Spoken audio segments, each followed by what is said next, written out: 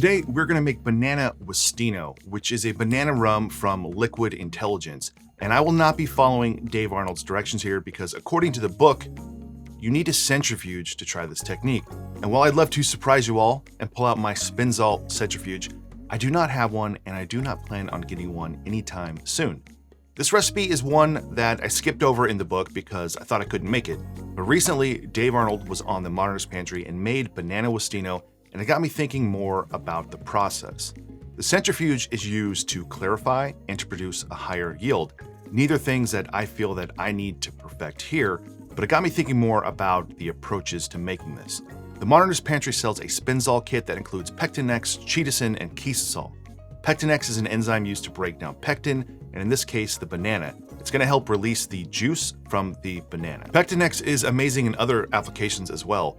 It will easily remove pith from fruit, and it's a product that I already have in my fridge. The Spinzall and chitosan are wine-finding agents that can help clarify juices and liquids. On top of that, the main inspiration for this came from Dave Arnold talking about a new technique on his podcast and on Instagram that uses magnesium carbonate to clarify ginger. So I went out and I got everything and wanted to try this with some bananas and some rum.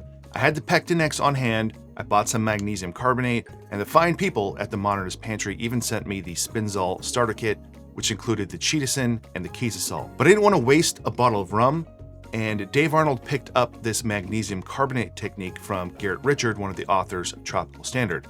And I asked Garret if this was something that I should try, and he said no. That all I needed to do was add Pectinex to bananas and rum, blend it, and then strain it through a coffee filter. And guess what? That works. Even better, it's more approachable to me, to you, and to anyone else. You don't need these special ingredients outside of the Pectinex. In terms of the clarity, it's not crystal clear, but it's clear enough for me and it tastes amazing. To make this, you'll need Pectinex from the Modernist Pantry, 2 ripe bananas, or basically 1 banana per 250 milliliters of rum, so 3 if you have a whole bottle, 500 milliliters of rum, and I'm using Appleton Signature for this. Your bananas need to be ripe because we need those starches broken down in the banana.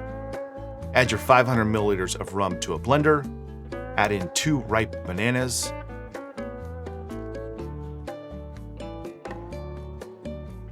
I use 10 milliliters of Pectinex. There are instructions for percentages on what to use on the bottle, and from what I know, this is not an ingredient you need to be exact with. It does not impart flavor or will be ruined with too much.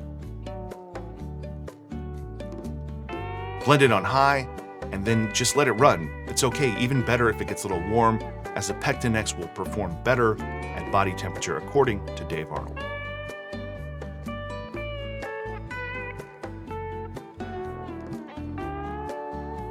Then I just let it sit for about an hour and then ran it through a coffee filter. It's gonna take some time and some patience, and you don't wanna be squeezing this filter or using a nut milk bag. To get it relatively clear, it's going to take some time. I ended up changing the coffee filter a couple of times, and then once it was done, I put it back in a bottle.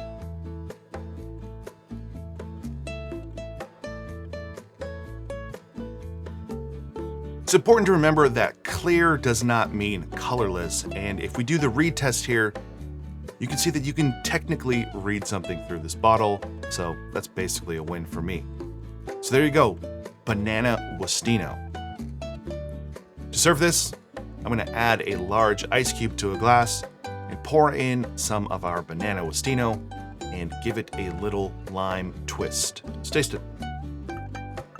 It's really hard to describe the flavor because we're used to those banana flavors in rum, whether that's a Jamaican rum that has those sort of banana notes, or if you're talking about a banana liqueur, something like Gaffard.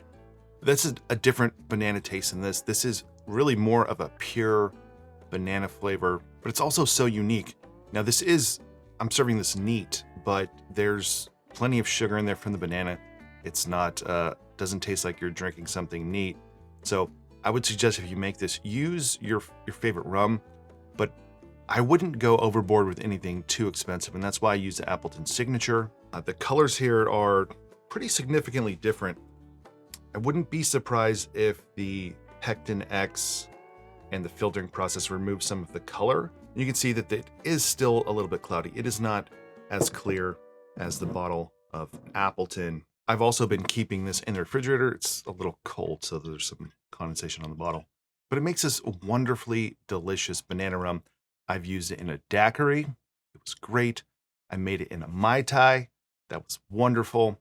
And you can just drink it like this, just neat, or with any cocktail. In the book, Dave Arnold calls to serve it, I believe, with a frozen coconut water ice cube, which would be delicious here as well. So overall, I think the process, it's not going to be for everyone, but if you're into these sort of more modern techniques, or you want to maybe try to approach something that usually requires a centrifuge, you get a pretty good result here for flavor and texture.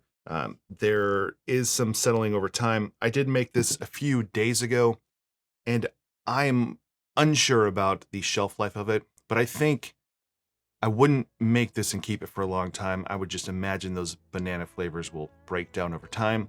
And I also made it with strawberries using Don Q Cristal and Wray & Nephew, and it didn't work. There's, I think, just too much water in the strawberries to get that flavor. There's just something that's a little off in the taste. It's not bad. It's just nowhere near as impressive as the banana is. I used Wray & Nephew to try to up the ABV because we were putting more water in this with the strawberries compared to bananas. And I think that's part of the problem too. It's got maybe too much of that Wray & Nephew overproof taste for me. I tried this in a daiquiri as well. It wasn't bad. It's just not something that I would recommend making. So my advice is that if you like bananas and you like rum or banana rum, then try making this. Try getting some Pectinex and trying it for yourself. It's a pretty simple process once you use the Pectinex, but I would be careful if you start applying this technique to other fruits because it might not work. So you need to be okay with the fact that you might waste a little bit of rum making these. If you've read the book, the name is just made up. It's spelled Justino. It's called Justino. It's explained a little more in Liquid Intelligence.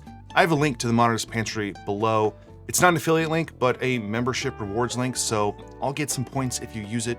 You can also sign up and share that with your friends, and you can get points as well.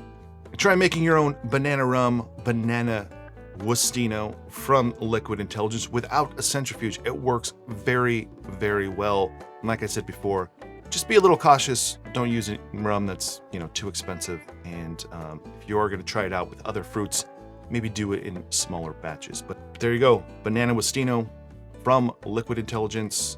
Not crystal clear, clear enough for me. Tastes delicious. Tastes like bananas, pure bananas and rum. See you on the next one.